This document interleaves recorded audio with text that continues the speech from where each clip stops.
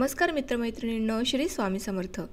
पुस्तकांची दुनिया या आपल्या कथाकथनाच्या यूट्यूब चॅनलवर मी सौ पूनम सोमनाथ पाटील आपले अगदी मनापासून सहर्ष स्वागत करते. मित्रांनो, सध्या आपण डॉक्टर नरेंद्र जाधव यांचं आमचा बाप आणि आम्ही ही कादंबरी वाचत आहोत. या कादंबरीतील आजच्या भागाला सुरुवात करण्यापूर्वी एक नम्र विनंती, ती म्हणजे जर कोणी आपल्या चॅनलवर नवीन आले असेल तर प्लीज आपल्या चॅनल सबस्क्राईब करा व शेजारील बेल आयकॉन नक्की दाबा व तुमची अनमोल अशी मते मला कमेंटद्वारे सांगायला विसरू नका. तर चला मग कादंबरी वाचनाला सुरुवात करूयात.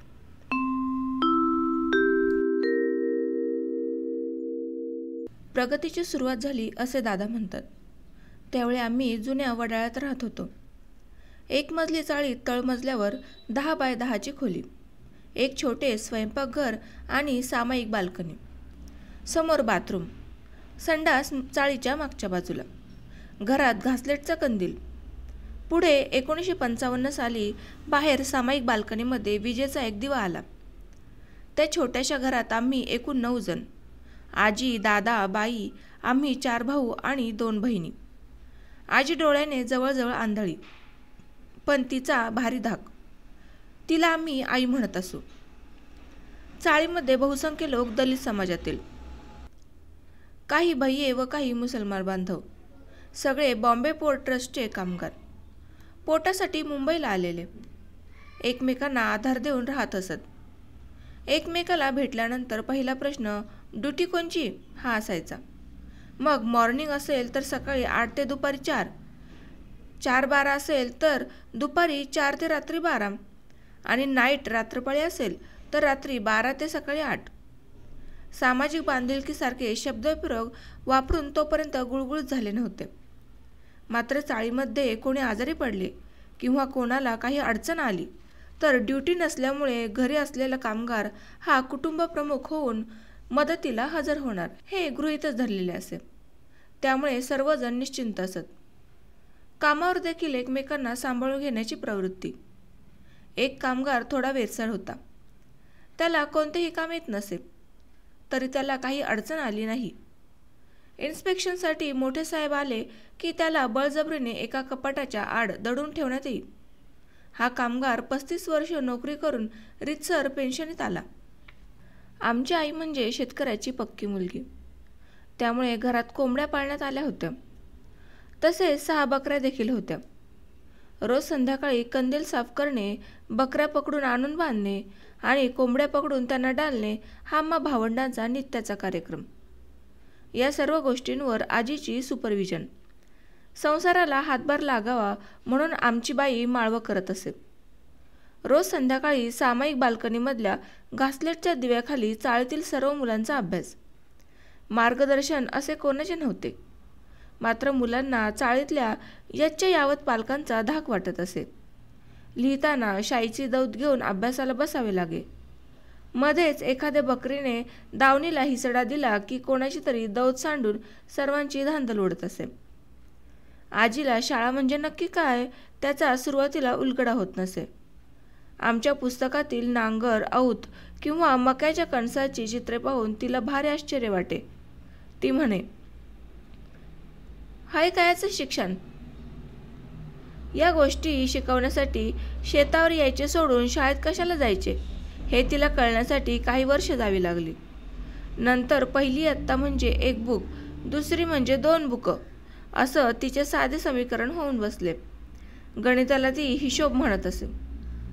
आम्ही मुले अभ्यास करताना कविता सामुदायिकपणे म्हणत असू. नवयुग वाचनमालेतल्या कवितांची आम्ही पारायणे करीत असताना आजी आणि आमची आई अशा दोघींच्याही त्या तोंडपाठ होऊन बसल्या होत्या. त्यामुळे घरात कोणी भावंडे आजारी झाली की आजारपणातले लाड करत असताना पडो आजारी मौज हीच वाटे भारी हे आम्हाला कधी शाळेत न गेलेल्या आजीकडून ऐकायला मिळत असे. आमच्या चाळीमध्ये नाजूक आत्या राहत होत्या. त्यांना एक मुलगी रमण आणि एक मुलगा चंद्रकांत. आत्याचे यजमान हे टीबीने आजारी, त्यामुळे मुलांच्या शिक्षणाची जबाबदारी दादांवर. मोठ्या रमणचे प्राथमिक शिक्षण पूर्ण झाल्यावर एका शिपायाचा वशिला लावून दादांनी तिला माटुंग्याच्या पोयोनियर शाळेत दाखल केले. चंद्रकांताच्या बाबतीत मात्र दादा फारसे काही करू शकले नाहीत, कारण दादांच्या विरोधाला न जुमानता नाजूक आत्यांनी त्याला एका जोगतिनीच्या ओटीत घातले आणि त्याचे फाजील लाड केले. आज तो असलेली नोकरी सोडून दारूच्या नादापायी निष्कंचन आयुष्य कंठत आहे. रमणचे 1952 साली लग्न झाले.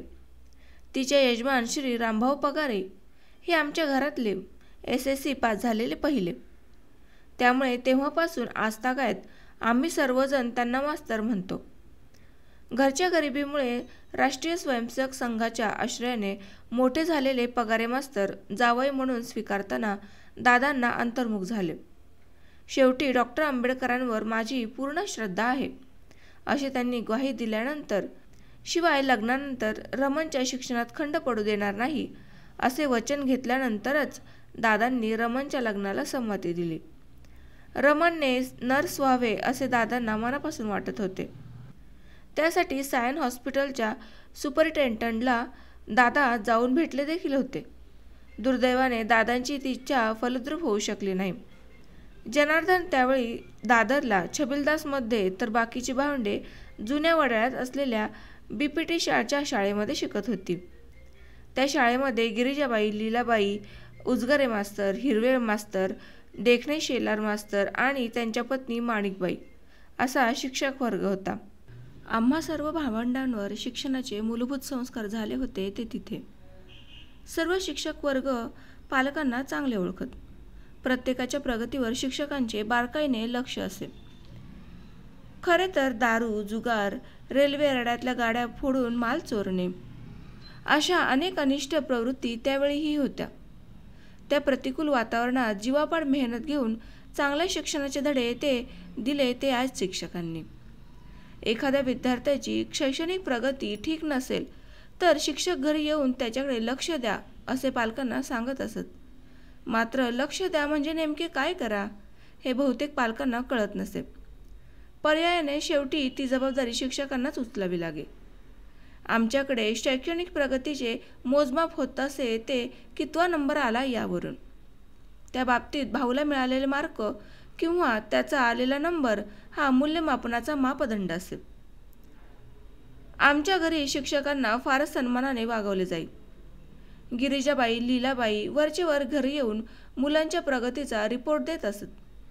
माळव घरचेच असल्यामुळे निवडक फळे देऊन आजी आणि दादा त्यांचे आदरातिथ्य करत असत. आमच्या आईला मात्र ते मुळीच रुचत नसे. करमणुकीची साधने अशी नव्हतीच. मेहताबाई नावाच्या BPTच्या एक लेडी वेलफेअर ऑफिसर होत्या. त्या मधूनमधून मॉरिस कार घेऊन येत असत आणि आम्हा सर्व मुलांना फेरफटका मारायला घेऊन जात. शाळेत मार्क चांगले मिळाले तर एक टॉवेल आणि लाईफबॉय साबण भेट म्हणून देण्यात येईल. त्यातून पहिला नंबर आला तर मेहताबाईंच्या मॉरिस कारमधून एखाद्याला फेरफटका मारण्याचा बहुमान प्राप्त होत असे. घरी रेडिओ देखील नव्हता. जुन्या वडाळ्याला BPTचे एक कल्याण केंद्र होते. फावल्या वेळात मुले तिथे वाचनासाठी जमत. नवीन मासिक आले की त्यावर उड्या पडत. त्यामुळे रांग लावून ती वाचावी लागत. घरी जायला उशीर लागला तर आमची आई आणि आजी काळजीत पडत. आई तर चाळीतल्या कोपऱ्यावर येऊन वाटेकडे डोळे लावून बसे. दादांना मात्र मुळीच चिंता वाटत नसे. उलट अवांतर वाचनावर त्यांचा भर होता. जगात कुठं काय चाललंय ते समजायला पाहिजे हा त्यांचा आग्रह. 1955 सालच्या सुमारास घरात एक नवीनच वाद उद्भवला. BPT मार्फत दादांना वडाळ्याच्या दुसऱ्या भागात असलेल्या अँटॉप हिल जवळच्या न्यू कॉलनीमध्ये घर घेऊन देण्यात आले. जुना वडाळा सोडण्याची आजीची आणि आमच्या आईची तयारी नव्हती, कारण तो अँटॉप हिलचा भाग म्हणजे मवाल्यांचा अड्डा आहे. तिथे आपली मुले हमखास बिघडणार अशी त्यांची भीती. त्यावेळी मात्र दादांनी त्यांना जुमानले नाही. मोठे घर, घरात वीज, त्यामुळे मुलांच्या अभ्यासाची चांगली सोय होईल. शेवटी मुले बिघडणार किंवा काय हे घरातल्या वडीलधाऱ्या मंडळींवर अवलंबून असते असा दादांचा युक्तिवाद.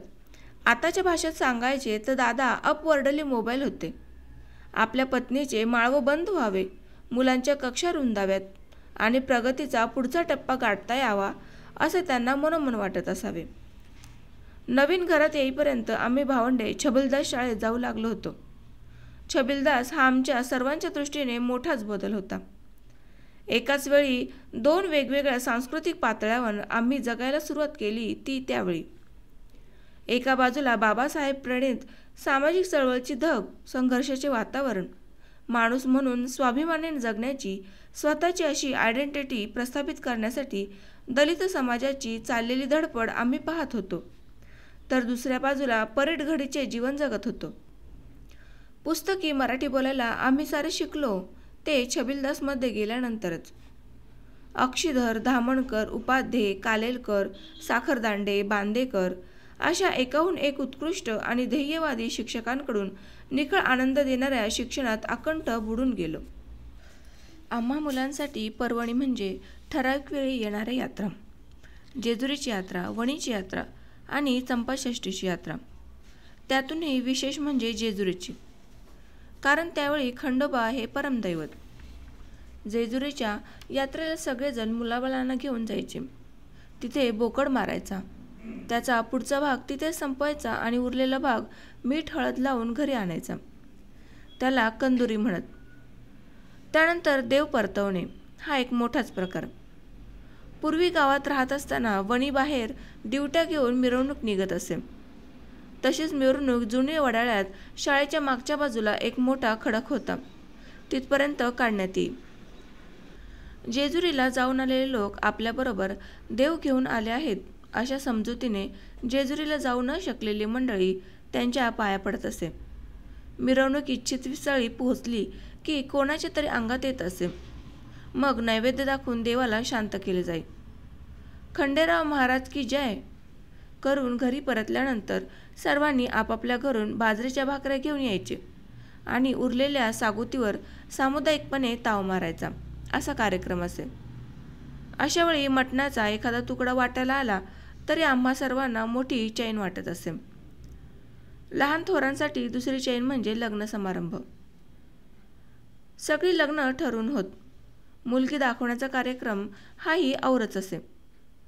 उपवर मुलीच्या वयाची शहानिशा करताना एखादी शेळी मेंढी खरीदताना करावी तशी तिच्या पोटऱ्यांची तपासणी होत असे. दुसरा मुद्दा मुलीच्या पाककौशल्याचा. तिला भाकरी बराबर गोल करता येते की हिंदुस्थान पाकिस्तानचा नकाशावानी वेडीवाकडी करते याची तपासणी करूनच लग्न ठरत असे. काळा मसाला घालून बनवलेली वांग्याची पातळ भाजी किंवा सुक्या बोंबल्याची चटणी करता न येणाऱ्या मुलीचे लग्न जमणे कर्मकठीण. लग्न ठरल्यानंतर बस्ता बांधणे म्हणजे लग्नाची खरेदी करणे हा महत्त्वाचा भाग. नवऱ्याकडच्यांनी नवरीकरता आणि नवरीकडच्यांनी नवऱ्याकरता कापड चोपड खरेदी करण्याचे असा प्रघात असे. त्यासाठी दोन्ही बाजूंची काही जाणकार मंडळी दादरला जमत. नियोजित वधूवरांच्या मतांची दखल घेण्याची आवश्यकता कोणालाही भासत नसे. दोन्ही बाजूच्या मंडळींचा एकमेकांवर वर्तन करण्याचा प्रयत्न. त्यामुळे फायदा अर्थात दुकानदाराचा. बस्ता बांधून झाल्यावर प्लाझा सिनेमाजवळ जे वीर कोतवाल उद्यान आहे तिथे सर्वांनी एकत्र बसून लाडू, जिलेबी, फरसाण याची पार्टी करायची हेही ठरलेले. अशाच एका बस्त्याच्या वेळी एका वयोवृद्ध गृहस्थाला एका साडीबद्दल मत विचारण्यात आले. हे लोक दुकानात मोठ्याला लाईटी लावतात त्याच्यामुळं बराबर कळत नाही असा दावा करून ते गृहस्थ सूर्यप्रकाशात साडी निरखून पाहण्यासाठी बाहेर घेऊन गेले व काही मिनिटात परत येऊन उद्गारले, साडीचा रंग ठीक आहे पण कलर काय बराबर नाही. पुरुषांचा बस्ता बांधण्याचा कार्यक्रम तसा स्त्रियांचा हळदीचा बाजार. हळदीचा बाजार करायचा म्हणजे 10-15 बायकांनी नायगावला जाऊन खूपशी हळद आणि संसारासाठी लागणाऱ्या झाडू, सूप, केरसुन्या वगैरे वस्तू आणायच्या. खरे तर दोन्ही बाजूंच्या स्त्रियांना एकमेकींचा परिचय व्हावा आणि नियोजित लग्नाला समाज मान्यता मिळावी असा त्यामागचा उद्देश असावा. हळदीचा बाजार आटोपल्यावर तिथेही खाण्याची पार्टी असायची. स्त्रियांचा त्यातला सर्वात आवडता प्रकार म्हणजे गुलगुले. गुलगुले म्हणजे गुलाबजामचा गावठी अवतार म्हणायला हरकत नाही, कारण त्यात खव्याऐवजी पीठ वापरले असे. मात्र हे गुलगुले एवढे लोकप्रिय की सामाजिक कार्यात दुसऱ्याची तक्रार करताना हे काय बराबर नाही, काम आम्ही करायचे आणि गुलगुले त्यांनी खायचे असा सात्विक संताप अनेकदा व्यक्त होत असे. हळद आणल्यानंतर हळद खेळण्याचा प्रकार होत असे. त्यामध्ये होळीप्रमाणे चढाओढीने हसत खेदळत एकमेकीला हळद फासण्याचा कार्यक्रम होई. नवरा नवरी, त्यांच्या बायका, मावश्या, आत्या सर्वजणांना हळद लावण्यात येई. मोकळेपणाने चेष्टामस्करी केली जात असे. गाणी म्हटली जात. सर्व साळकाया म्हाळकाया हळद खेळण्यात अक्षरशः रंगून जात. त्यानंतर मांडव डहाळी म्हणजे ज्याच्या घरी लग्न असेल त्याने आंब्याची डहाळी लावून मांडव घालायचा आणि जवळच्या लोकांना सर्वांना जेव घालायचे अशी पद्धत होती. हळदीची किंवा लग्नाची गाणी म्हणजे बायकांसाठी मोठी पर्वणी. संपूर्णपणे निरक्षर असलेल्या बायका चढाओढीने एकाहून एक सरस गाणी गात. विशेष म्हणजे गाण्यात विविधता भरपूर.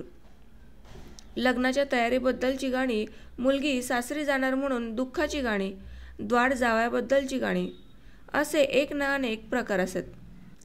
मांडव घातीला जाई जुईचा, वर शाकारा नागलीचा अशी सुरुवात करून लग्नाच्या तयारीचे इत्थंभूत वर्णन केले जाई.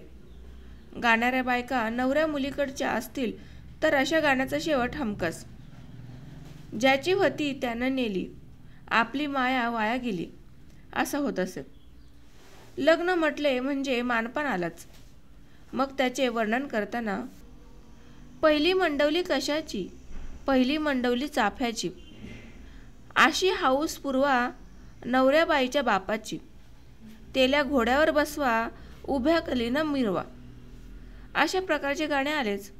त्या गाण्यात दुसरी मंडवळी जाईची, त्यात हाऊस पुरवायची नवऱ्या बाईच्या आईची. तिसरी मंडवली रुईची, त्यात हाऊस पुरवायची नवऱ्या बाईच्या फुईची. चौथी मंडवली गव्हाची, त्यात हाऊस पुरवायची नवऱ्या बाईच्या भावाची. शेकोटीला येणाऱ्या मालाडच्या म्हाताऱ्याप्रमाणे असा घोटाळा वाढतच जातो. बरं, हाऊस पुरवायचे प्रत्येकाचे ढंग वेगळे. म्हणजे नवऱ्या बाईच्या बापाला घोड्यावर बसून मिरवायचे, तर आईला पैठणी, फुईला 5 भांडी आणि भावाला अंगठी देऊन गाण्यामध्ये सत्कार करायचा. मात्र जाईच्या, चाफ्याच्या मुंडवळ्या फक्त गाण्यात.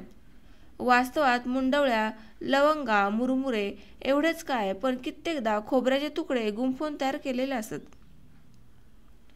लग्नात प्रत्येक नातेवाईकाचा आपापला खारीचा वाटा. त्याचे वर्णन करताना बाप म्हण बाप, देईन गव्हाचं माप, अन माझ्या लेकीचं लगान. आई म्हण आई, करीन पिवळे पायी, अन माझ्या लेकीचं लगान. मावळण म्हण मावळण, आणील मांडवाचं जेवण, अन माझ्या भाचीचं लगान. चुलता म्हण चुलता, पडन उलथा पालथा, अन माझ्या पुतणीचं लगान. असे ते गाणे चढत्या क्रमाने रंगत जाते. मग त्या साळकाया म्हाळक्यांमध्ये एखादी काकू विदर्भातून आलेली असेल तर दशमग्रह होणाऱ्या जमातावर गाडी घसरणारच. रुसले जावई चांदीच्या मुंदीसाठी, माहेर माही बाई दिली त्यांच्या हाती. हांड्या गंगायाची बोली नाही केली, सोयऱ्या लेक माही सोन्याची देव केली. जावई राजसाले समई नाही दिली, बाई माई चंद्रज्योत समोर उभी केली. एवढी मनधरणी करूनही जावई बधत नाही. मग त्रागाने जावयाची जात उगीर दोडका, पोटची देऊन दारी झुंड दो एडका. जावायची जात बेईमान खरोखरी, सोन्याची देडली सरी नाही त्याच्या उपकारी.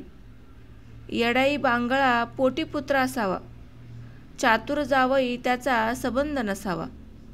असा त्याचा उद्धार होणे हे देखील ओघाने आलेच.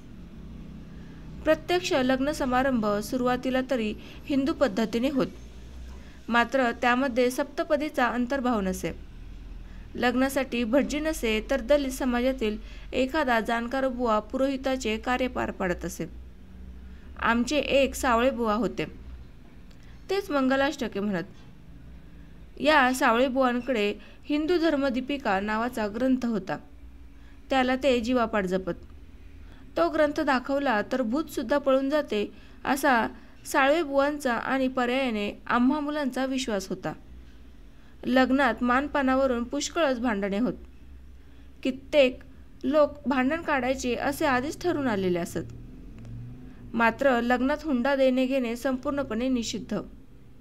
किंबहुना काही भागात नवऱ्या मुलाला हुंडा द्यायच्याऐवजी नवरीच्या पित्याला द्याज म्हणजेच व्याज म्हणून काही रक्कम द्यायची पद्धत होती. एखादी व्यक्ती मृत्यू पावल्यानंतर त्या घराच्या लोकांना दुखवटा म्हणून सर्व उपस्थितांना कमी अधिक आर्थिक मदत करण्याची चांगलीच प्रोग्रेसिव्ह पद्धत देखील आतापर्यंत अस्तित्वात होती. लग्नाचे भोजन अत्यंत गोड असे.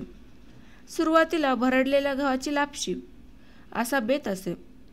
लापशी घशाखाली उतरावी म्हणून जोडीला मुगाची तिखट उसळ असे. पंक्तीत जमिनीवर बसून पत्रावळीवर भोजन वाढायचे. लोक मुद्दाम जास्तीचे वाढून घ्यायचे. उरलेले घरी आणून वाळवून वड्या करून कित्येक दिवस खायचे. काही निगरगट्ट मंडळी तर घरून परात घेऊन यायला कमी करत नसे. त्यावेळी लापशीचा तो रगडा देखील पक्वानासारखा वाटत असे. नंतर लापशीची जागा मालपोह्याने घेतली. पुढे बुंदी भात उसळ असा मेन्यू प्रचलित झाला. एकंदरच सर्वांना गोड खाण्याचा सोस फार. चांगली मिठाई म्हणजे खूप गोड असलेली मिठाई. चांगला चहा म्हणजे भरपूर साखर टाकून खूप उकळवलेला चहा. गोड खाण्याची आवड इतकी की मटणसुद्धा रुचकर झाले का हे विचारताना मटण गोड नव्हतं का असा प्रश्न केला जात असे. बीपीटी चाळीमध्ये मधूनमधून सामुदायिक भोजनाचा कार्यक्रम असे. त्यासाठी डझनभर रायवळ आंब्यापासून चांगला बादलीभर आमरस केला जाई. हापूस आंबे फार महाग असल्यामुळे की काय फक्त गुजराती लोकांनी खायचे असतात अशी आम्हा सर्वांची समजूत होती. चाळीतील सर्वांचा गावाशी संपर्क कायम होता. बहुतेक जण नियमितपणे परवडेल तसे गावाला जात. आमच्या घरी आमची आई वरचेवर गावी ओझरला जात असे. मात्र आम्हा भावंडांना गावी न नेण्याचा अलिखित नियम होता. गावी फार चेटकिणी आहेत अशी आजीची आणि आमच्या आईची थिअरी. दादांचा यावर मुळीच विश्वास नसे. पण या दोघींच्या आग्रहापुढे ते याबाबतीत पडते घेत. गावच्या लोकांचा आमच्या घरी राबता असे. मुंबईचे लोक रोजच्या रोज व्यवस्थितपणे जेवू शकतात. त्यातून वरचेवर वेगवेगळ्या भाज्या खाऊ शकतात. म्हणजे चैनीत राहतात असे गावकऱ्यांना वाटत असे. गावी जाताना लोक पाव भट्टार आणि सुके बोंबील मासे घेऊन जायचे. येताना शेतातला हुरडा घेऊन यायचे. त्याला वानवळा म्हणत. या वानवळ्याचा सर्वत्र एवढा सुक्काळ असे ज्याचा कट्टाळा त्याचाच वानवळा अशी म्हणच प्रचलित होऊन बसली होती. फारच चैन म्हणजे गावाकडून येणारी मंडळी बेसनाचे गोड लाल शेंगुळे किंवा कथुळाच्या पिठाचे तिखट शेंगुळे आणत. मात्र अशा प्रकारे गावाकडून कोणत्याही कुटुंबाकडे आलेल्या गोष्टी तत्काळ चाळी सर्वांना वाटून दिल्या जात. दलित समाजाच्या व्यक्तीने गावामध्ये चपला घालून फिरणे निषिद्ध. त्यामुळे घरातून निघताना चपला हातात घेऊन निघायचे आणि गावाबाहेर गेल्यावर त्या पायात घालायच्या अशी पद्धत अंगवळणी पडून गेली होती. याचा परिणाम असा झाला की गावातून आमच्याकडे येणारे लोक घरातून निघताना चपला हातात घेऊन बाहेर पडत आणि लांब शाळेजवळ गेल्या त्या पायात घालत. जात लपून तथाकथित उच्चभ्रू वस्तीत राहणाऱ्या एका दलित बांधवाकडे गावाहून येणारी त्याची सासू हाच प्रकार करत असे. तो पाहून आप हलकी जात के है क्या असा प्रश्न विचारून त्याला बिगर महाराष्ट्रीयन शेतकऱ्यांनी भांडावून सोडले होते. सर्व गावकऱ्यांचे मुंबईला एक ग्रामस्थ मंडळ असते. आपल्या गावासाठी भाऊबंधांसाठी काहीतरी करावे याची नियमितपणे त्या मंडळात चर्चा होत असे. गावात चावडी बांधणे, एखादा पार बांधणे, गावातील लोकांना अडीअडचणीला मदत करणे यासारख्या कामासाठी रुपया 2 रुपये या हिशोबाने वर्गणी काढली जात असे. गावासाठी झळ सोसणाऱ्या या लोकांना गावी गेल्यावर मात्र पारंपरिक अवहेलनाच वाटायला येत असे. गावच्या हॉटेलात गेले की अरे मुंबईचे साहेब आले, चांदीचे कप काढ रे अशी मानभावी बतावणी करत. दलितांसाठी वेगळे जतन करून ठेवलेले कळकट कप खास त्यांच्यासाठी वापरले जात. वडाळा, नायगाव, शिवडी आणि माटुंगा लेबर कॅम्प्स म्हणजे आंबेडकरी चळवळीचे मुंबईतील त्यावेळचे काही प्रमुख बालेकिल्ले. त्यावेळी राजकारण आणि समाजकारण अशी फारकत झालेली नव्हती. त्यामुळे सार्वजनिक जीवन म्हणजे सामाजिक आणि राजकीय घडामोडींमध्ये प्रत्यक्ष सहभाग अशी प्रत्येकाची धारणा होती. त्यावेळचे सामाजिक राजकीय वातावरण डॉक्टर आंबेडकरांच्या आंदोलनामुळे पेटलेले होते. नरे पार्क किंवा कामगार मैदान येथे होणाऱ्या डॉक्टर आंबेडकरांच्या सभांना वडाळ्याच्या वस्तीतून लोक मिरवणुकीने जात. बाबासाहेबांच्या आंदोलनाचे लोण सर्वत्र प्रथम पोहोचत असे ते वडाळ्याच्या वस्तीत. मूक नायक, बहिष्कृत भारत व जनता या आंबेडकरी चळवळीतील मुखपत्रांना वडाळ्यात मोठी मागणी असे. दर शनिवारी संध्याकाळी प्रबुद्ध भारत, किंमत 13 नवे पैसे असे ओरडत सायकलवरून येणाऱ्या आप्पा घंगाळेचे भरभरून स्वागत होत असे, ते देखील वडाळ्याच्या वस्तीत. बाबासाहेबांच्या भाषणांवर, त्यांच्या अग्रलेखांवर यथामती चर्चा करणे, वाद घालणे हे नित्याचेच होऊन बसले होते. डॉक्टर आंबेडकरांच्या ओजस्वी नेतृत्वामुळे वडाळ्याच्या वस्तीमध्ये स्थानिक नेत्यांची, कार्यकर्त्यांची एक मोठी फौज तयार झाली होती. गुणाजी शेजवळ, S.B. दोंदे, फकीरराव आढाव, M.G. जाधव, नाना मुकादम हे त्यातले काही प्रमुख शिलेदार. या सर्वांचा बाबासाहेबांशी वरचेवर संपर्क होता. दादरच्या बुद्धभूषण प्रिंटिंग प्रेसमध्ये आले की बाबासाहेब या प्रमुख कार्यकर्त्यांना हमखास बोलावून घ्यायचे आणि विचारपूस करायचे. एखादा कार्यकर्ता आला नसला तरी चटकन बाबासाहेबांच्या लक्षात येत असे. अशाच कुठल्याशा एका भेटीला जाण्यासाठी पोर्ट ट्रस्टच्या फोरमनने परवानगी नाकारली. म्हणून कर्डक नावाच्या एका कार्यकर्त्याने त्याला पेपरवेट फेकून मारला. बाबासाहेबांच्या भीतीमुळे तो त्यांची भेट घ्यायला गेला नाही. त्यांची अनुपस्थिती लक्षात आल्यावर बाबासाहेबांनी विचारपूस केली. कोणीही सांगायला धजवेना. शेवटी वस्तुस्थिती समजली तेव्हा बाबासाहेब गरजले, "अरे त्याला सांगा, लाज वाटेल असं काम करायचं नाही. जे करायचं ते विचार करून, त्याची लाज बाळगायची नाही. गरज पडली तर मी इथे खंबीर आहे ना." या सर्वच कार्यकर्त्यांचे, स्थानिक नेत्यांचे काही समान गुणधर्म होते. स्वच्छ कपडे आणि मंत्रमुग्ध करणारे फरडे वक्तृत्व हे या सर्वांचे वैशिष्ट्य. बाबासाहेबांच्या विचारांवर आणि सहवासावर वाढलेली ही कार्यकर्त्यांची फौज उत्तम वक्तृत्व गाजवू शकते. सोवळेबाबा नावाचे एक कार्यकर्ते तर कसलाही कागद जवळ न ठेवता कवनांची रेलचेल करत अत्यंत काव्यात्मक भाषणे करण्यात प्रसिद्ध होते.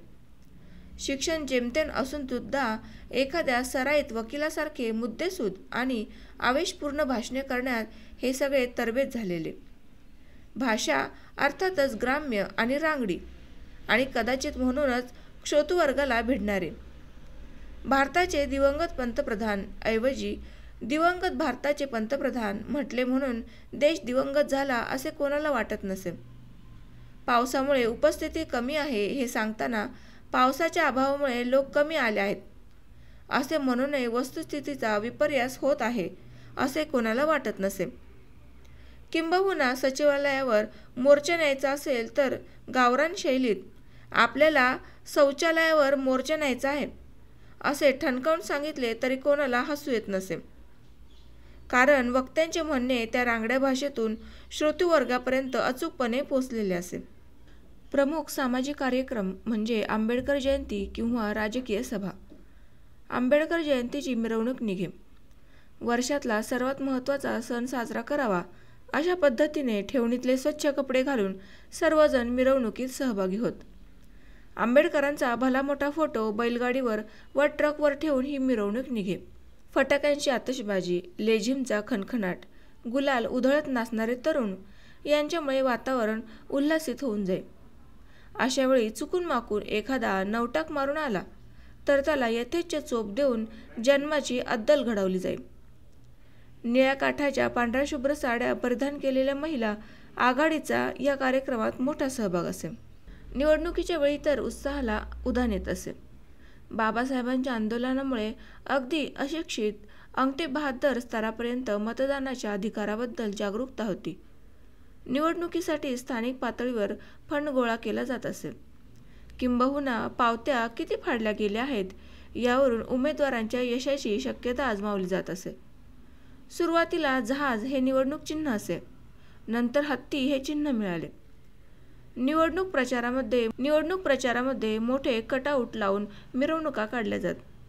आला आला हत्ती आला, ही निवडणूक प्रचाराची प्रमुख घोषणा होती, विशेषतः लहान मुलांनी बेंबीच्या देठापासून ओरडण्यासाठी.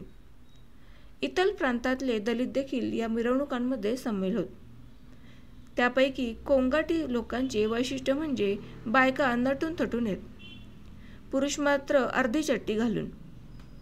मातृसत्ताक पद्धतीमुळे की काय, पण लहान मूल हे नेहमी पुरुषांच्या कडेवर असे. आम्हा मुलांमध्ये आला आला हत्ती आला आणि वागा वागा हत्ती वागा अशी घोषणांची चेकाळून जुगलबंदी होत असे. निवडणूक सभांपूर्वी वातावरण निर्मितीसाठी जलसे होत असत. शाहीर धेडगेसारखे लोकप्रिय शाहीर डफावर थाप मारून एकाच गगनभेदी ललकारीने क्षणार्धात लोकांना आकर्षित करत असत. नंतरच्या काळात वडाळ्याच्या वस्तीत जलशांची जागा गाण्यांच्या कार्यक्रमाने घेतली. जगन्नाथ धीवर यांचे गायन, संगीताला हार्मोनियमवर त्यावेळेसचे तरुण कार्यकर्ते विजय जाधव, बुलबुल तरंगवर, हिरामन पठारे आणि ढोल वाजवण्यासाठी बन्सी हा समूह विशेष लोकप्रिय होता. राजकीय घडामोडींइतकाच सामाजिक घटनांमध्ये रस घेतला जात असे. आंदोलन केल्यानंतर भीमवाडीत शेवटी एकदाचे पाण्याचे नळ बसवण्यात आले. त्याचा विजयोत्सव साऱ्या वस्तीने साजरा केला. त्याशिवाय नामकरण विधीपासून ते मॅट्रिक पास झालेल्या विद्यार्थ्याच्या सत्कारापर्यंत सर्व सामाजिक कार्यक्रमांची सभा होत असे आणि या सगळ्या सभांतून राजकीय स्वरूपाची भाषणे ठोकली जात. दादा शेड्यूल कास्ट इम्प्रूव्हमेंट ट्रस्ट चे नामवंत समाजसेवक श्री उपश्याम गुरुजी यांच्याबरोबरचे नेकीचे कार्यकर्ते होते. रुपया 2 रुपयेप्रमाणे वर्गणी गोळा करून त्याचा चोख हिशोब देणारे दादा आम्ही भावंडे पाहत होतो. दादांकडे माटुंगा लेपर कॅम्प आणि आसपासच्या दलित वस्त्या हा विभाग सोपवण्यात आला होता. निर्लज सामाजिक कार्यकर्ता कसा असतो हे त्यांनी आम्हा भावंडांना प्रत्यक्ष वागणुकीने दाखवून दिले. ते नियमितपणे वडाळ्याहून माटुंग्याला पायी जाऊन संस्थेच्या खर्चाची बचत करत असत. विडीसाठी पैसे कमी पडले म्हणून तात्पुरते का होईना संस्थेचे वर्गणी म्हणून गोळा केलेले पैसे वापरा असे सुचवणाऱ्या आमच्यापैकी एकाने खाल्लेला मार आम्ही आजही विसरू शकत नाही.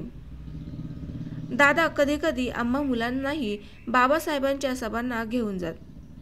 मात्र तिथे असणाऱ्या प्रचंड गर्दीमुळे आम्हाला कोणालाच बाबासाहेबांच्या जवळपास जाता येत नसे. सुदैवाने एकदा अचानक अशी संधी उपलब्ध झाली. कुठल्याशा एका प्रसंगाच्या निमित्ताने बाबासाहेब एकदा वडाळ्याला गेले होते. त्यांची एक लांबलचक शेवरलेट की स्कूडबेकर गाडी होती. तिला बाजूला एक फुटबोर्ड होता. इतरांना बाबासाहेबांच्या गाडीपर्यंत पोहोचणे शक्य नव्हते. मात्र आमचे आरडी काका बाबासाहेबांच्या जवळचे असल्यामुळे त्यांच्या मदतीने आम्ही काही भावंडे बाबासाहेबांचे जवळून दर्शन घेऊ शकलो. आम्हा सर्व भावंडांसाठी तो प्रसंग अविस्मरणीय होता. बाबासाहेबांचे विचार जनसामान्यांपर्यंत पोहोचवण्यात कविवर्य वामन कर्डक आणि जलसाकार शाहीर घेडगे यांचा मोठाच वाटा होता. प्रचंड सभांमध्ये डफावर थाप मारून शाहीर घेगडे आवाजाच्या एका गगनभेदी ललकारीने तमाम गलका क्षणार्धात शांत करत असत. हे सर्व आम्ही भावंडांनी पाहिले होते. त्यामुळे एकतर डॉक्टर आंबेडकरांसारखे खूप शिकून समाजकार्य करावे किंवा शाहीर होऊन बाबासाहेबांचे विचार गावोगाव पसरवण्यात हातभार लावावा असे दोनच ठळक पर्याय आमच्या बालमनात त्यावेळी घर करून होते. कळत नकळत आमच्या कक्षा रुंदावत गेल्या. अभ्यासाव्यतिरिक्त स्काउटसारख्या गोष्टींमध्ये आम्ही रस घ्यायला शिकलो. स्वतःची अशी पुस्तके पहिल्यांदाच आमच्या घरात आली. त्यात बाबासाहेबांचे ग्रंथ तर होतेच, त्याचप्रमाणे शिवरामपंत परांजपेंचे काळाचे निवडक निबंध, श्री म माट्यांचे उपेक्षितांचे अंतरंग असे अनेक ग्रंथ होते. घरामध्ये अभ्यासाला पोषक वातावरण असावे याकडे दादांचे विशेष लक्ष होते. त्यासाठी त्यांनी घरात विद्येची देवी म्हणून सरस्वतीचा फोटो फ्रेम करून लावला. असे शांतता ज्या घरी लक्ष्मी तेथे वास करी असे वचन काचेवर रंगवून बैठकीच्या खोलीत लावण्यात आले. आमच्या गावचे ताऊ मास्तर वरचेवर घरी यायचे. त्यांचा आम्हा सर्व भावंडांवर खूप प्रभाव होता. नागपाड्याच्या कुठल्याशा शाळेत ते हेडमास्तर होते. स्वच्छ पांढरा सदरा, पांढरे धोतर आणि तेवढी स्वच्छ वाणी. ते आमच्यावर कधीही रागवत नसत, तरी त्यांचा एक धाक आमच्या मनात बसला होता. ते घरी आले की स्वतः सर्व पुस्तके आवरून ठेवीत, वर्तमानपत्रांच्या नीट घड्या घालायला लावत. ते पाहून आम्हाला मेल्याहून मेल्यासारखे होई. नीटनेटकेपणाची आम्हा भावंडांना सवय लागली ती ताऊ मामांमुळेच. ओझरकर ग्रामस्थ मंडळाच्या बैठका वरचेवर आमच्या नवीन घरी होऊ लागल्या. आमच्या गाववाल्यांमध्ये 2 जण पोलीसवाले होते.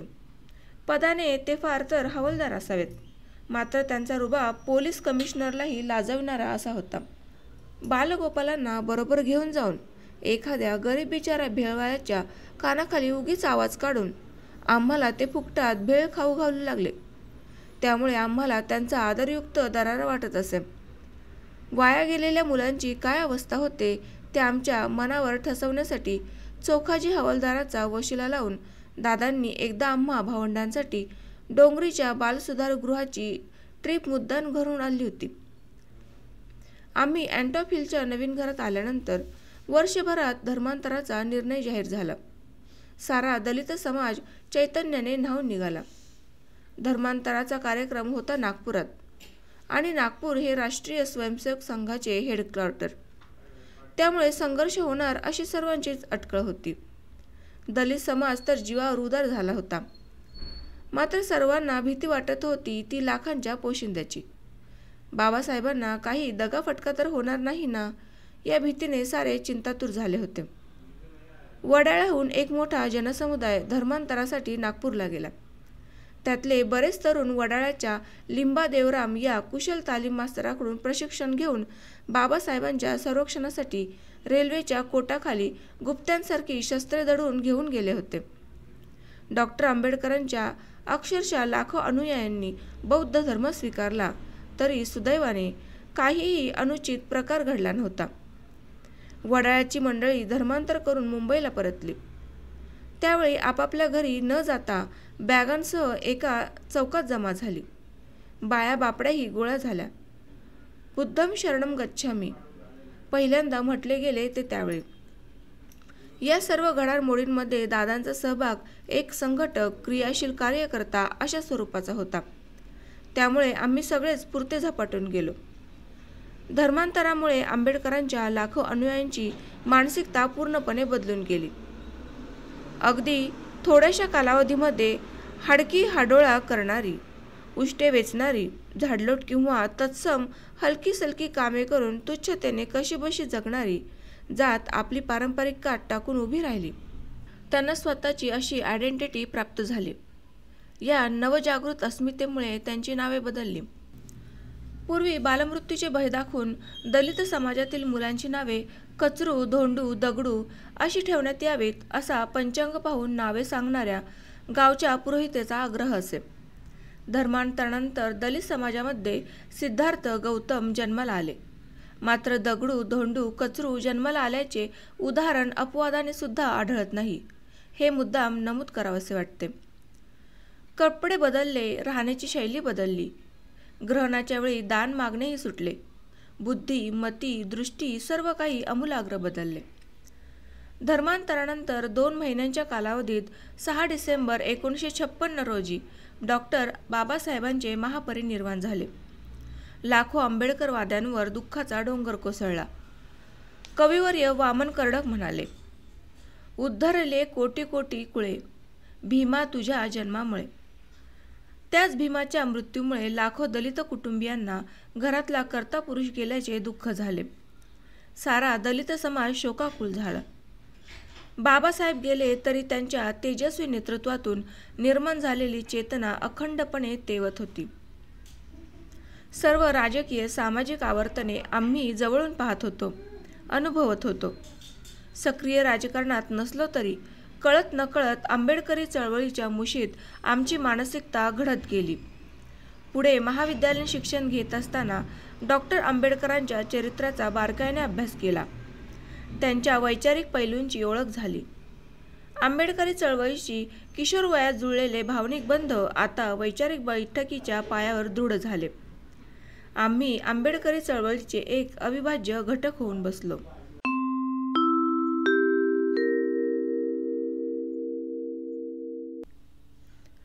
तर मित्रांनो, डॉक्टर नरेंद्र जाधव सरांच्या आमचा बाप आणि आम्ही या कादंबरीच्या भागामध्ये आज मी आपला इथेच निरोप घेते. भेटूयात पुढील भागामध्ये. तोपर्यंत आपलं प्रेम व आपला लोभ असाच आपल्या चॅनलवर सतत असू द्यात. धन्यवाद.